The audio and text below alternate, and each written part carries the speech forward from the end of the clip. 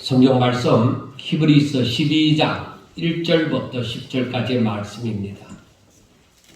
히브리서 12장 1절부터 10절까지의 말씀입니다.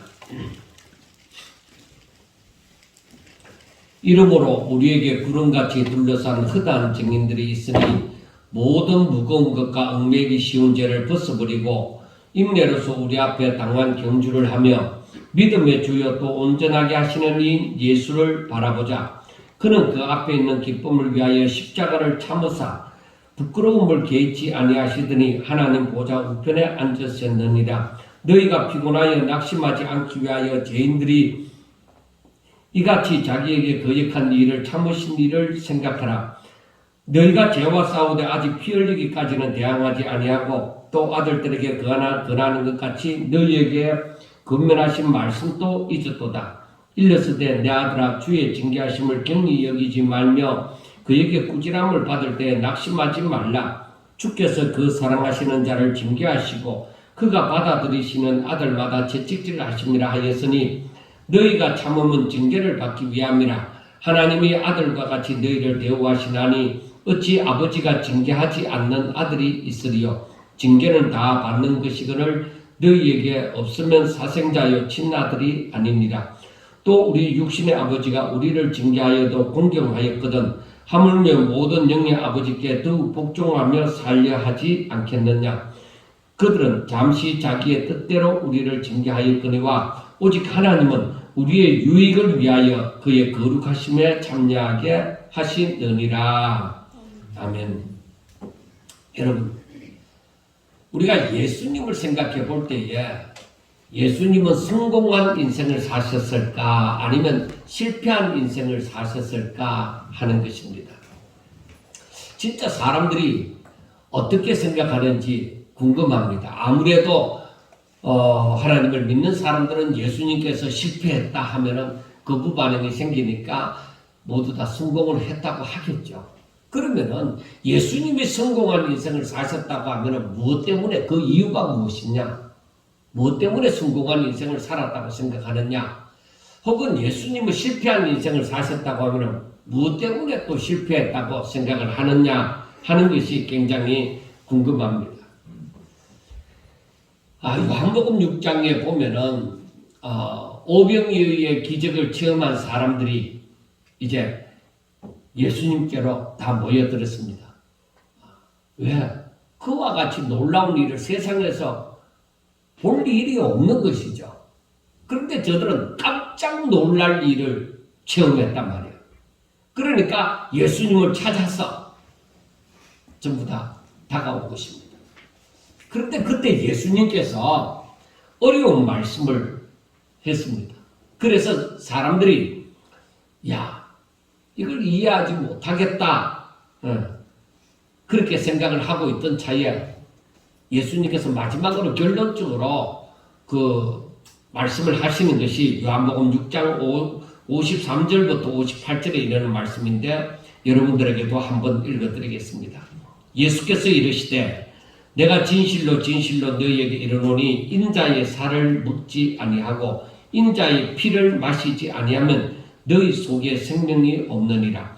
내 살을 먹고 내 피를 마시는 자는 영생을 가졌고 마지막 날에 내가 그를 다시 살리리니 내 살은 참된 양식이요 내 피는 참된 음료로다.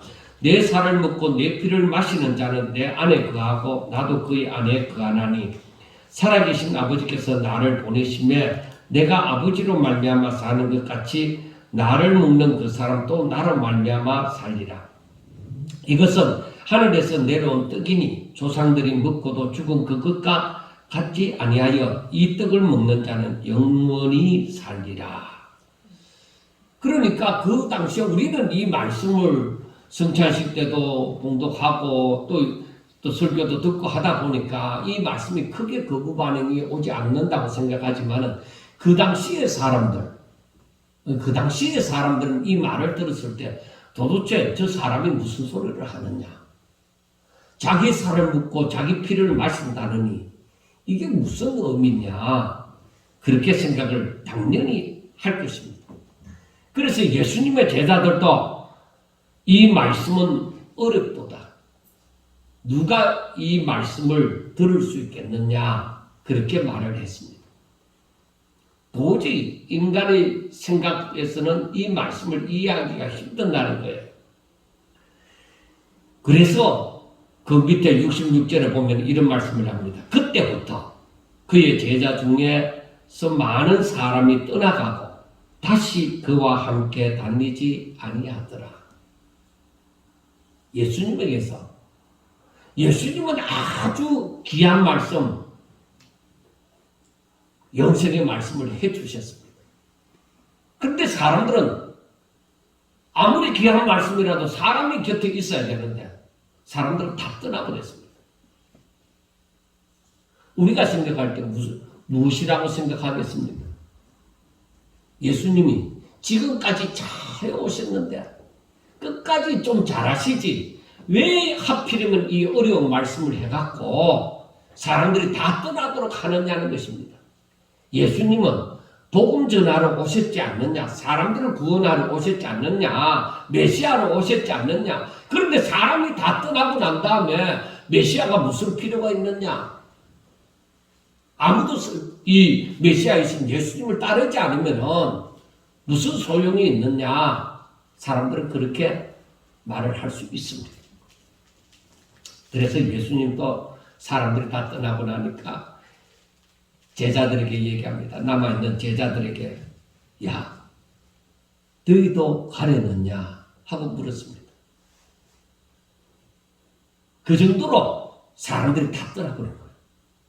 이제 남아있는 건 제자들 뿐이라는 거죠.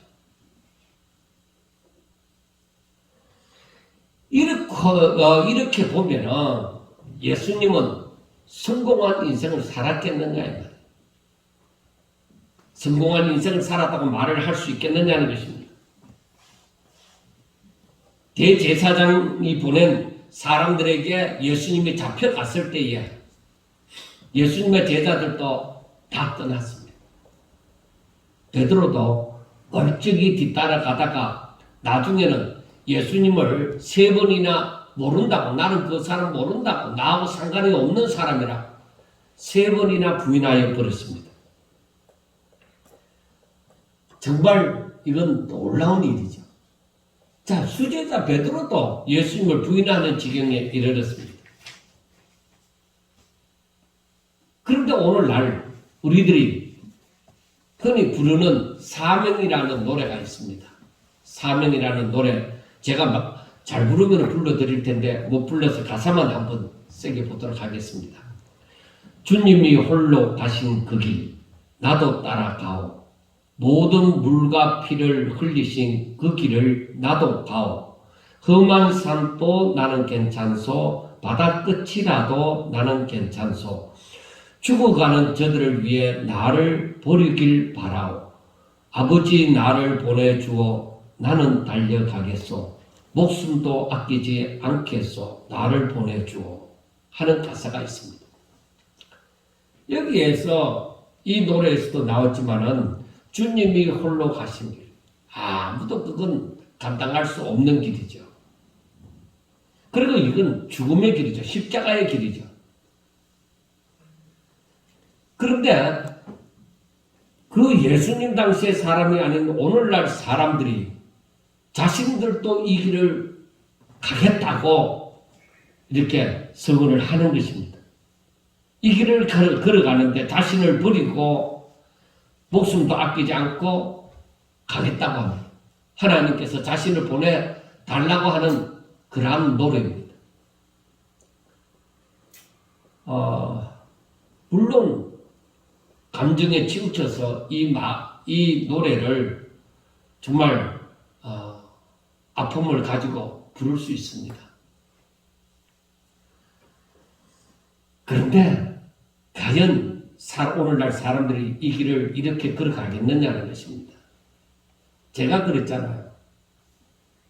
사명자를 길러내는 신학대학원에서 부름받아 나선 이 몸이 금지곡이 되어져 있다. 채플 시간에, 즉 예배 시간에 부름받아 나선 이 몸을 부르지 않는다는 것입니다.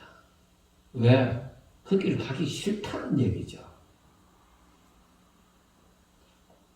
그러면 이 사명이라는 노래를 그보다 더 강하다고도 보는데 이걸 부르겠느냐? 사람들이 이 노래를 참 이 건색을 보면 참 많이 듣습니다. 굉장히 많이 듣는데 실질적으로 발을 옮겨서 이 길을 걸어가는 삶을 사는 사람은 보기 힘든다는 것입니다. 정말로 이 길을 따르는 사람들이 나오는 것은 예수님이 성공한 인생을 사신 겁니다. 예수님의 제자들도 처음에는 예수님에게서 예수님이 대제사장의 종들에게 잡혀갈 때 그때는 다 떠났지만은 예수님이 부활하시고 난 다음에 저들이 정말 성령의 기름 부음을 받고 저들이 정말 순교하기까지 마지막 순간까지 저들이 주를 위해서 사셨다는 것을 생각해 볼 때에 많은 사람들이 예수님께로 예수님의 길을 따르지 않았지만은 그러나 저를 따르는 사람이 예수님의 제자를 비롯하여 여러 사람이 있었다는 것을 생각할 때에 성공한 인생을 사신 거죠. 즉 왜 그러느냐? 그것은 하나님 아버지의 뜻을 이루신 것이다. 즉 하나님께서 예수님을 이 땅에 보내신 그 이유가 이루어진 것이다. 사실 예수님이 사신 그 인생을 보면 부귀도 없고 영화도 없습니다. 십자가의 죽음입니다. 오늘날 사람들이 이 십자가의 죽음을 위하여서 발걸음을 힘차게 달려가는 사람이 얼마나 되겠습니까?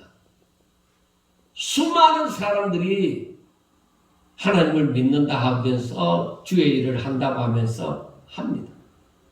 그런데 십자가의 길을 걸어가는 사람은 많지 않습니다.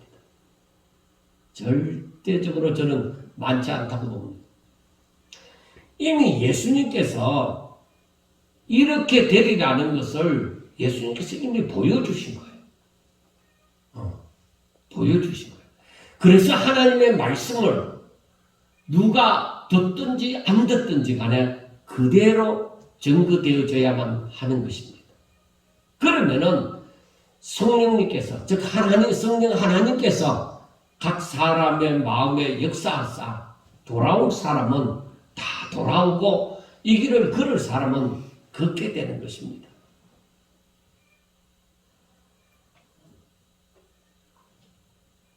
그러니까 우리가 성공한 인생은 무엇이냐? 내가 부귀영화를 누리는 것이 성공한 인생이냐? 아니다. 하나님께서 자신을 보내신 그 사명을 감당하는 것이 성공한 인생이다.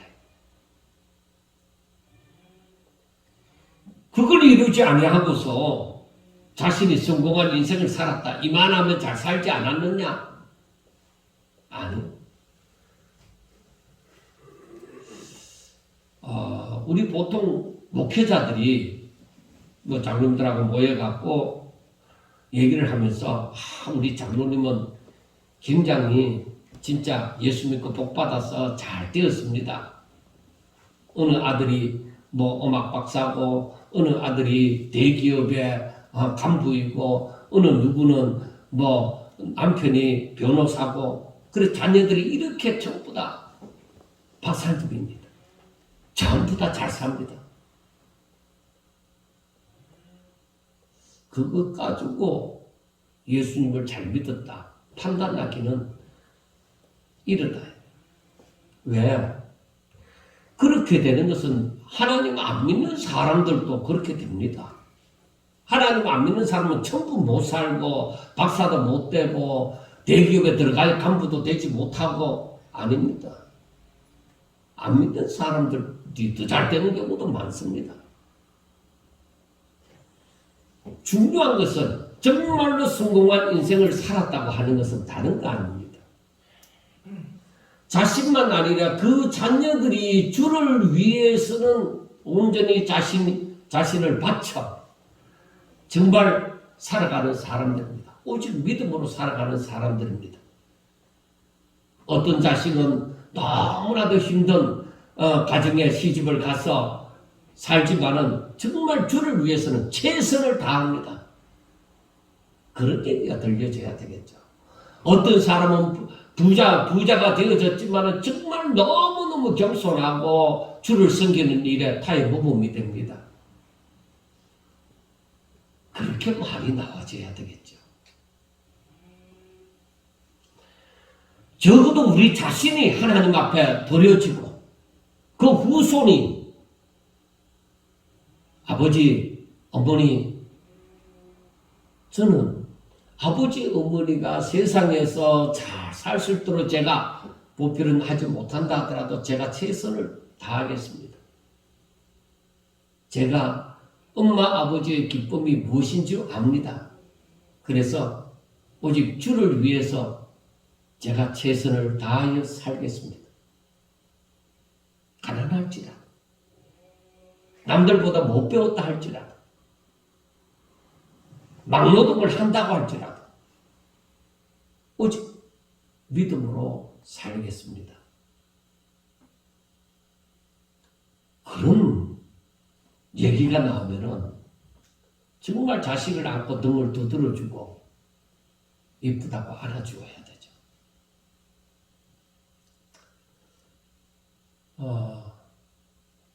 저희 집이 안 믿는 가정이었으니까 제가 30대 초반 정도 되어졌을 때 적어도 우리 친구들 가운데서는 뭐 국가 공무원이 여러 나왔습니다. 그때는 국가 공무원이 굉장히 뭐 좋은 길이니까. 그런데 그들은 작은 그 동네에서 뭐 어느 집 자식이 어떻다 하는 것은 소문 다 나잖아요. 그때 다른 집 자식은 부모님 생일이라고 뭐도 해가고 하는데 저는 가서 돈 타갖고 옵니다. 우리 아버지는 좀 돈 얘기하면은 인상을 찡그려서 제가 별로 얘기 안 하고 어머니 저때 엄마 돈 100만 원만 줘. 이렇게 돈을 타갖고 오니까 결국 아버지 손에서 나오지만은 저희 아버지가 하는 말이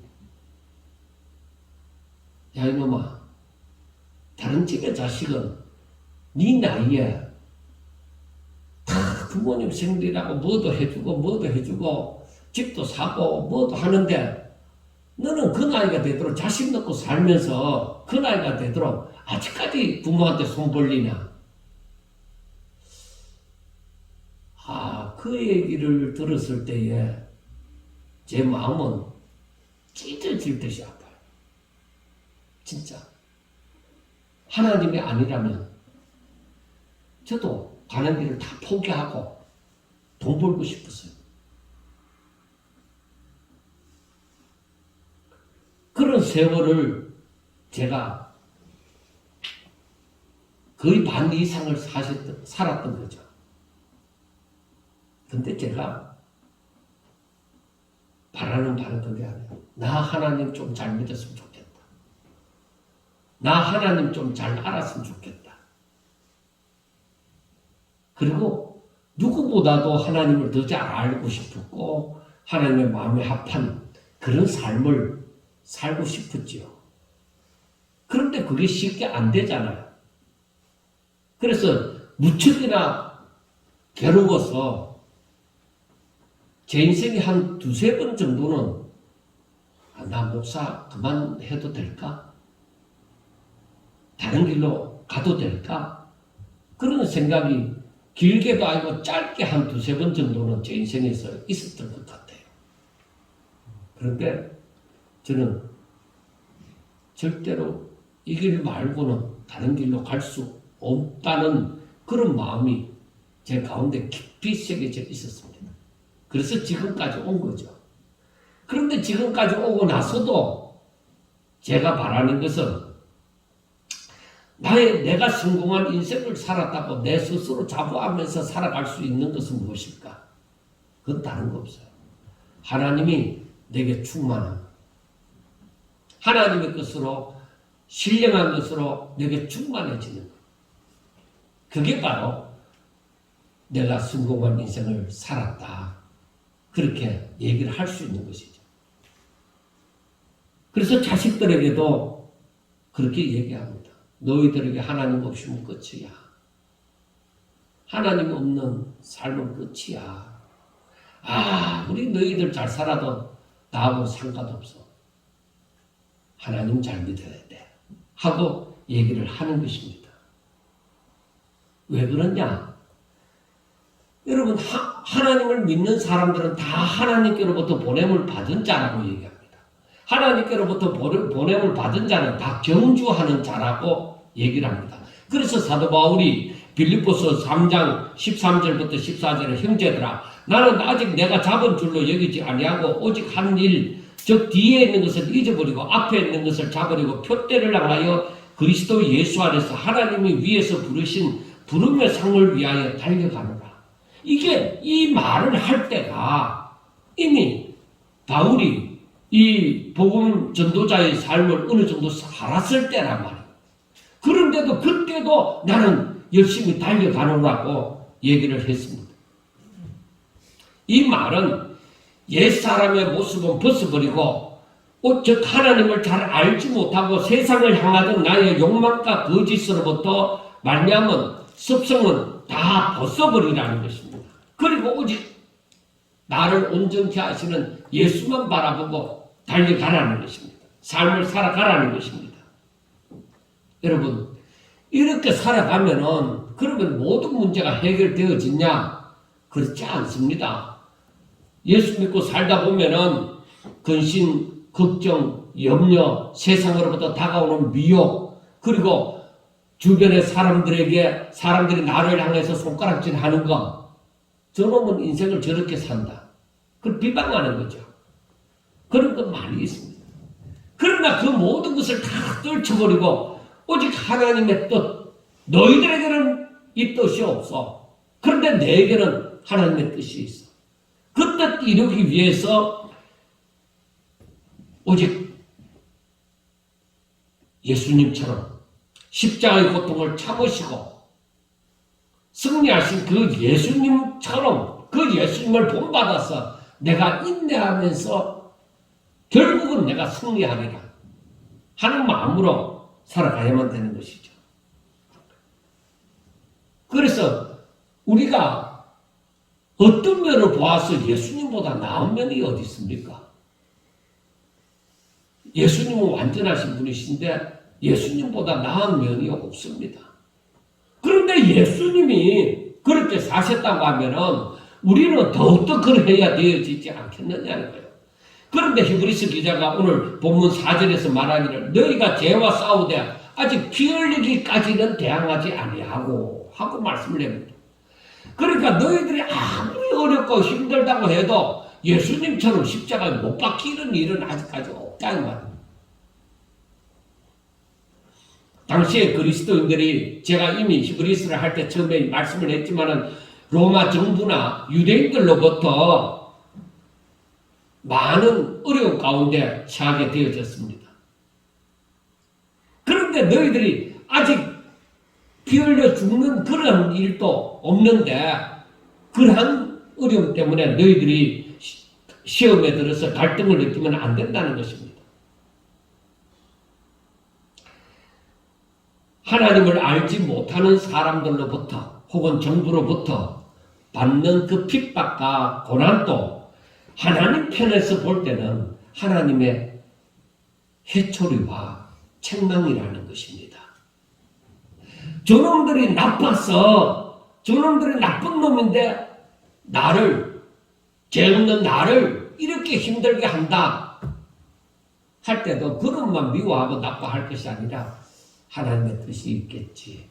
하나님께서 전지전능하신 하나님께서 왜 내게 이런 것을 허락하셨을까? 그 하나님의 해초리와 책망과 교훈으로 받아들이라는 것입니다. 불신자들은 신자들이 신앙을 가졌기 때문에 핍박을 하지만은 하나님께서는 그 신자들의 믿음이 약하기 때문에 더 강건해지도록 연단을 하는 거란 말이에요. 그러니까 믿지 않는 자를, 그 악한 자를 들어서 나를 힘들게 만드는 거예요. 왜? 강해지도록. 그렇게 만들어 가는 거예요. 한국 남자들은 군대 갔다 오는 것에 대해서 어느 정도 자부심을 가지고 군대 생활 얘기를 참 많이 합니다. 왜 그러냐? 세상에서 하지 않는 훈련을 거기에서 하거든요. 그리고 단체 생활을 하고 또 힘든 일을 감당해 나가고 그러기 때문에 군대 얘기를 많이 하는 거죠.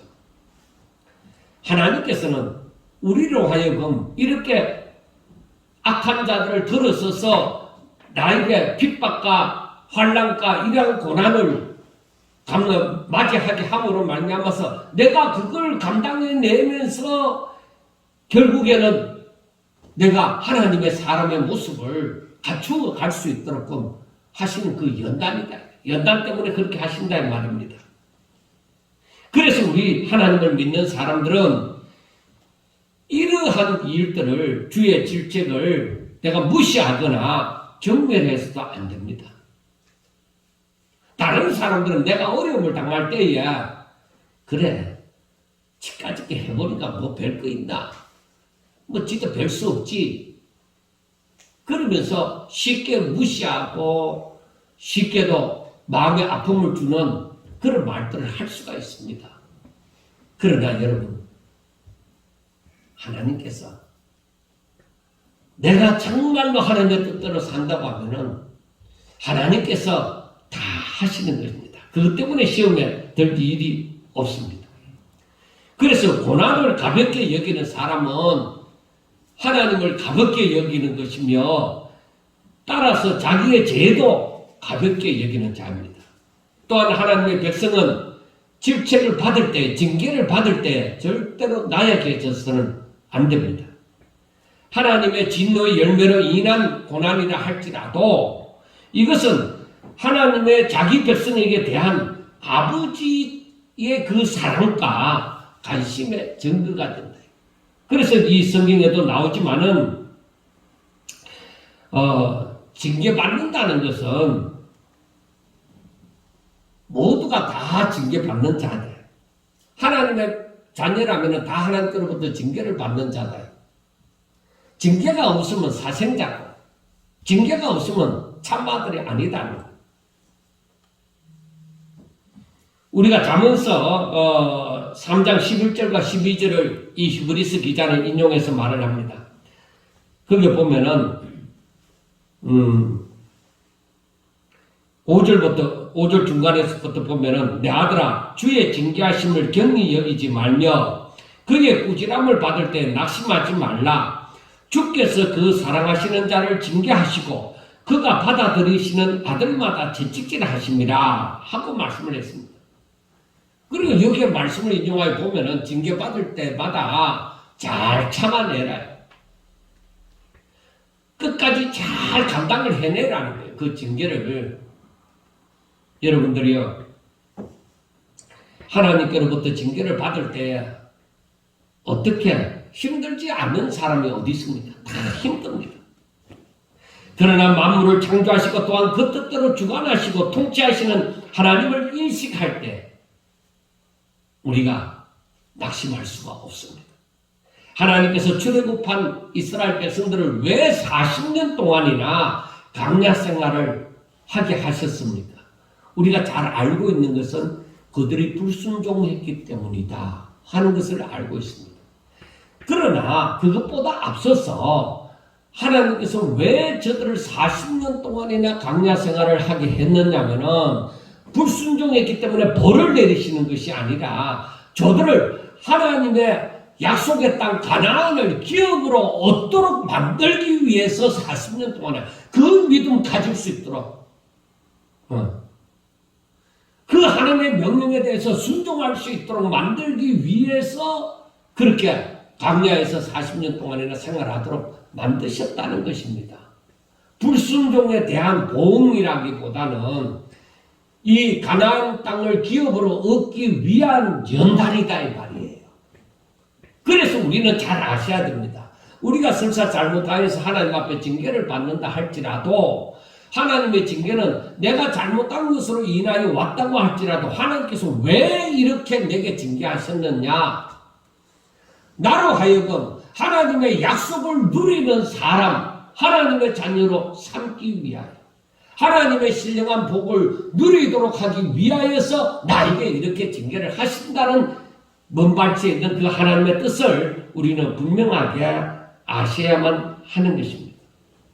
하나님께서는 하나님의 택한 아브라함의 후손이요, 그동안에 애굽에서 400년이나 종살이를 했으니까 너무 불쌍하니까 이 사람들이 이 가나안 땅의 원주민들이 제약이 가득하기까지 400년 동안 참 고생 많이 했다.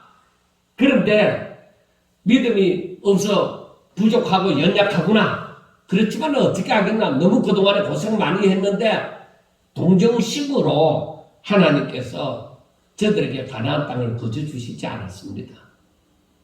왜 그러냐? 약속은 오직 믿음으로 누릴 수 있기 때문입니다. 그렇다면 오늘 본문에 나오는 하나님의 징계를 생각하여 보세요. 하나님의 징계를 우습게 넘길 일인가 아니면 낙심할 일이냐? 아닙니다. 우리는 그 하나님의 징계에서 하나님의 뜻을 찾아야만 하는 것입니다. 하나님께서 사랑하사 이스라엘 백성을 약속의 땅을 기업으로 얻을 수 있는 자격을 갖출 수 있을 때까지 연단하신 것처럼 오늘날 우리에게도 하나님께서 약속하신 대로 우리의 유익을 위하여 하나님의 거룩하심에 참여토록 하시고자 가진 징계를 우리들의 살아가는 삶에서 하는 것입니다. 그래서 나에게 징계가 임하면 하나님의 나를 사랑하시는 증거다. 여러분, 그런데 인간의 욕심이 징계 안 받고 잘 되면 안 되겠나? 그거는 내 믿음이 그만큼 되면 됩니다. 그러나 우리가 완전하지는 못합니다. 하나님께서는 우리가 어느 정도 다른 사람보다는, 다른 사람은 이 수준에 있는데 나는 이 정도 수준에 있다. 그러면 하나님의 징계가 없느냐? 아니에요.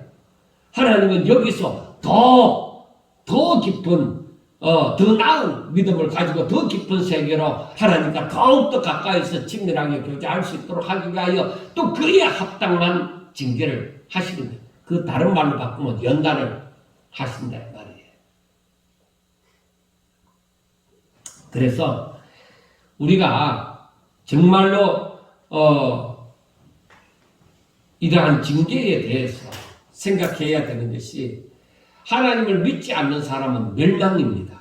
완전히 망하는 것입니다. 그런데 하나님의 징계는 거루터기를 남겨두십니다. 거루터기가 있다 이 말이에요. 그래서 이스라엘 백성들에게 하나님께서 징계를 하실 때야 완전히 멸망시키고 저 약속의 땅에서도 다 쫓아보내고 바벨론으로 포로로 잡혀가서 70년 동안이나 종살이를 하게끔 되어지고 그렇게 되어졌지만은 하나님은 많은 사람이 죽어가는 가운데서도 거루터기를 남겨두십니다. 그래서 거루터기에서 연한 순이 나오고 그 연한 순은 자라서 나중에 큰 나무를 이루도록 하시는 것입니다. 하나님께서 중요하게 여기는 것은 하나님의 백성이 하나님의 뜻대로 사는 것입니다. 그러니까 하나님께서 원래 사람을 만드신 목적대로 사는 겁니다. 그게 바로 하나님의 말씀에 순종하며 하나님을 경외하며 사는 것이죠. 그러면은 하나님 뜻대로 산다고 하는 것이 어떤 것이냐? 사람들이 하나님 뜻이 하나님 뜻대로 되겠지요 하고 얘기하는데 하나님 뜻대로 산다고 하는 것이 어떤 것이냐? 그것은 마태복음 22장 37절부터 40절에 있는 말씀입니다. 우리가 잘 알고 있는 거예요. 예수께서 이르시되 너의 마음을 다하고 목숨을 다하고 뜻을 다하여 주 너희 하나님을 사랑하라 하셨으니 이것이 크고 첫째 되는 계명이요 둘째도 그와 같으니 내 이웃을 내 자신같이 사랑하라 하셨으니 이 계명이 온 율법과 선지자의 강령이니라. 그리고 새 계명이 무엇이에요? 내가 너희를 사랑한 같이 너희도 서로 사랑하라. 그겁니다. 이것이 바로 하나님의 뜻을 깨닫고 순종하는 하나님을 경외하는 자의 삶입니다. 그래서 오늘 본문 11절에 무릇 징계가 당시에는 즐거워 보이지 않고 슬퍼 보이나 후에 그로 말미암아 연단받은 자들은 의와 평강의 열매를 맺느니라. 이 연단의 과정을 거치고 나면은 하나님의 의가 드러나고 평강이 역사하게 되는 것입니다. 그리고 14절에서 말씀하기를 모든 사람들과 더불어 화평함과 거룩함을 따르라. 이것이 없이는 아무도 주를 보지 못하리라. 그래서 연단받으면 받을수록 더욱더 그 가운데 화평함이 임하고 적평안이 임하고 거룩함이 예수님을 닮아가는 그 거룩함이 보여지게 되어지는 것입니다. 이렇게 되어짐으로 너희들이 하나님을 믿는다고 하더라도 하나님의 은혜에 이르지 못하는 자가 없도록 해라. 15절에서는 하나님의 은혜에 이르지 못하는 자가 없도록 해라. 하나님을 믿는다고 교회를 다니는데도 하나님의 은혜 가운데 들어오지 못하는 자가 있단 말이에요. 왜?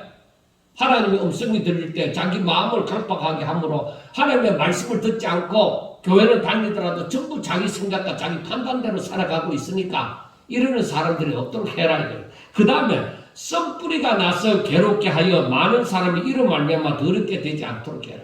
그 썸뿌리라는 것은 악의 뿌리죠. 그런 내 욕심, 욕망 그러한 것으로 인해서 다른 사람들에게까지 영향을 미치는 그런 교회 안에 그런 일이 없도록 해라 이 말입니다.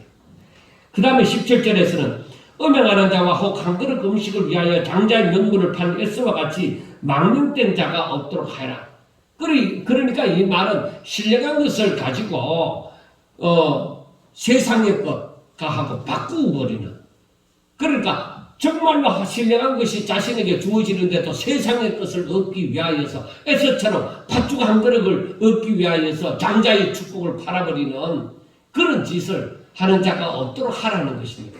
그러니까 이 말씀을 15, 16, 17절 말씀을 가만히 두고 보면은 아하, 하나님을 믿는 사람은 오직 신령한, 눈에 보이는 것이 아니라 눈에 보이지 않고 오직 신령한 것을 원하여서 자신의 삶을 변화시켜 가는 사람이 되어야 되겠구나.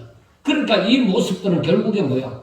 하나님의 거룩에 동참하는 일입니다. 날마다 예수님을 바라며 열심히 경주하는 자의 변화되어져 가는 모습입니다. 즉 자신을 점점 하나님께서 기뻐하시는 바 성결케 되기를 힘쓰고 신령한 것을 세상의 것과 바꾸는 어리석은 짓을 하지 않는 것입니다. 자, 우리가 10절 말씀에 보면은 그들은 잠시 자기의 뜻대로 우리를 징계하였거니와 오직 하나님은 우리의 유익을 위하여 그의 거룩하심에 참여하게 하시느니라. 그러니까 우리가 세상에 있는 아버지의 말도 아버지의 그 욕심을 따라서 우리들에게 명령하고 우리들을 훈계하더라도 우리가 그걸 따랐는데 그걸 따르지 않을 때에 오히려 야단도 맞고 그렇게 하지만은, 그런데 하나님은 완전하신 분이심으로 우리를 선한 길로 인도하신단 말이에요. 그러면은 우리 하나님께서 명령하시는 것에 대해서 우리가 더욱더 복종하며 살아야 되지 않겠느냐? 왜? 우리 하나님께서 우리에게 고난을 주시고 이러한 일에 하시는 것은 하나님의 거룩하심에 참여하도록 하기 위하여서다 이 말이에요. 그러니까 하나님께서 예수님을 이 땅에 보내서 십자가에 못 박혀 죽으시고 다시 부활하시는 우리로 하여금 거룩한 하나님의 자녀로 삼으시기 위하여서 그렇게 한 거예요. 왜? 하나님의 거룩에 참여하지 아니하고서는 하나님의 일을 할 수가 없다. 그러니까 우리가 제사함을 받고 이제는 주의 말씀을 순종해가면 순종해 갈수록 더욱더 거룩하여 점점 더 거룩하여져 가는 것입니다. 즉 다른 말로 하면은 점점 더 예수님을 닮아가는 것입니다. 자, 마지막으로 25절을 보면은 너희는 상가 말씀하신 일을 거역하지 말라. 땅에서 경고하신 일을 거역한 그들이 피하지 못하였거든 하물며 하늘로부터 경고하신 일을 배반하는 우리일까 보냐 하고 말씀을 합니다. 즉 하나님의 말씀은 누가 전하든지 다 말씀 그 자체는 힘이 있습니다. 말씀 그 자체는 다 힘이 있습니다. 그러므로 거역하는 자는 마땅히 형벌을 받을 것입니다. 땅에서 경고하신 일을 거역한 자들도 이와 같이 형벌을 받겠거든. 그 말은 이 모세와 같이 하나님께로부터 말씀을 받아서 선지자들과 같이 이 땅에서 말씀을 전한다. 그러니까 모세나 선지자들이 전하는 말씀을 거역한 자도 형벌을 받는데 하나님으로부터 직접 오사 말씀하신 자의 말씀을 거역한 자들이 어찌 벌을 받지 않겠느냐 이 말입니다.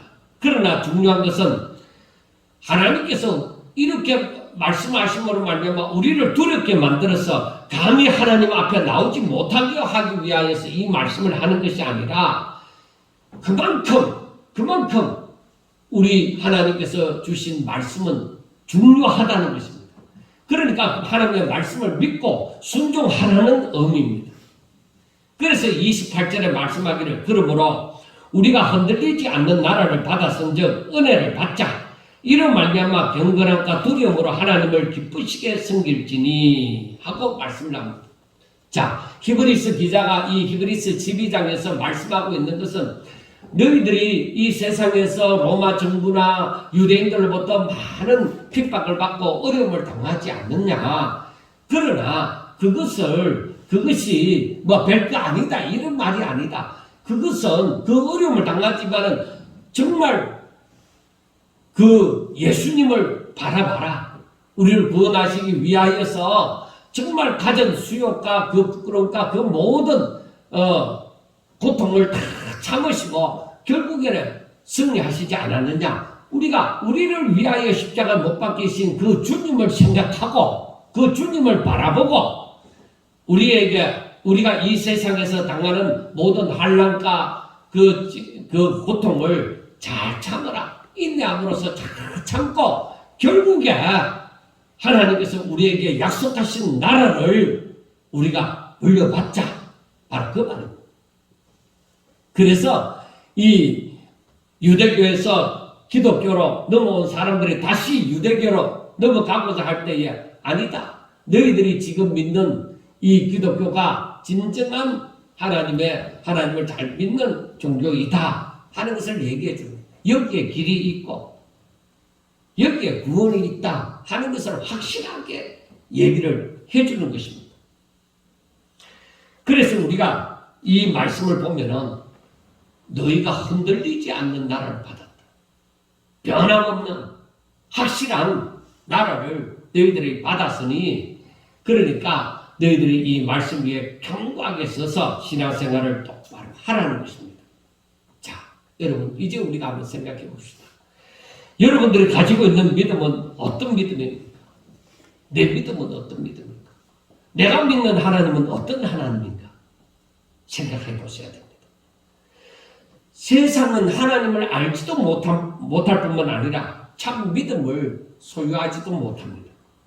세상에서 받는 복을 안다고 할지라도 신령한 복은 더욱더 알지 못하므로 하나님께서 약속하신 나라를 이 세상은 모릅니다. 신령한 복이 뭔지도 모릅니다. 교회를 다녀도 모르는 것은 모릅니다. 그런데 우리가 알아야 됩니다. 제가 항상 믿음의 단계를 얘기했지만은 바울이 삼천천에 갔다 와서는 이 삼천천에 대한 얘기를 하지 아니하고 또 히브리서 기자는 멜기세덱에 관하여서 말하고자 할지라도 너희들이 잘 이해하지 못한다고 얘기를 한 것처럼 우리가 정말 우리의 믿음이 더 나은 믿음, 더 성장한 믿음이 되어져 갈 때에 이걸 더욱더 깨달아 알아가는 거예요. 그래서 우리가 그냥 교회만 다니고 예수님이 날 위해 십자가 못 박혀 죽으셨으면 내가 저를 믿으면 구원을 받는다. 그 신앙에만 머물러 있지 말고 점점 더 자라가는 것입니다. 더 성장할 때에 우리가 지금 알지도 못한 세계를 알게 되어질 것입니다.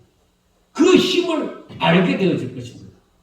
그것은 그 가운데서 역사하시는 성령의 역사를 우리가 느끼게 되어집니다. 아, 이건 내 힘이 아니다. 사도 바울이 말하는 것처럼 이 모든 것은 하나님의 은혜다. 내가 한 것이 아니야. 그렇게 확실하게 알게 되어지니까 그 고백도 할 수가 있는 것입니다. 자, 흔들리지 않는 나라. 이것은 히브리서 11장에서 말하는 믿음의 선진들이 이 땅에 살면서 바라던 그 본향입니다. 더 나은 본향입니다. 그러므로 우리가 하나님의 약속을 굳게 붙잡고 하나님을 경외함으로 모든 징계를 잘 참고 감당하고 인내함으로 잘 감당하고 신앙생활 하다가 포기하지 말고 하나님의 자녀로서 더욱더 거룩함으로 하나님 앞에 영광 돌리는 삶을 이 땅에서 잘 살 수 있기를 주의 이름으로 축원합니다. 기도드리겠습니다. 하나님, 저희들이 잘 알지 못함으로 혼돈하고 결정을 짓지 못하고 갈등을 느낄 때가 참 많이 있습니다. 그러나 하나님, 이러한 저희들을 불쌍히 여겨주시고 하나님께서 은혜를 다하여 주시사 저희들을 바른 길 걸어가게 하여 주시고 바른 생각을 하게 하여 주시고 어떤 징계 가운데서라도 저희들이 잘 감당함으로 예수님을 바라보고 승리하는 저희들 되게 하여 주시옵소서. 더구나 이 마지막 때 혼돈의 세상이 다가왔습니다. 이 가운데서도 저희들은 확실한 길을 걷게 하여 주시고 확실한 목표를 가지게 해주시고 오직 예수님을 바라보고 믿음으로 살아갈 수 있도록 도와주시옵소서. 예수님 이름으로 감사하며 기도드리옵나이다. 아멘.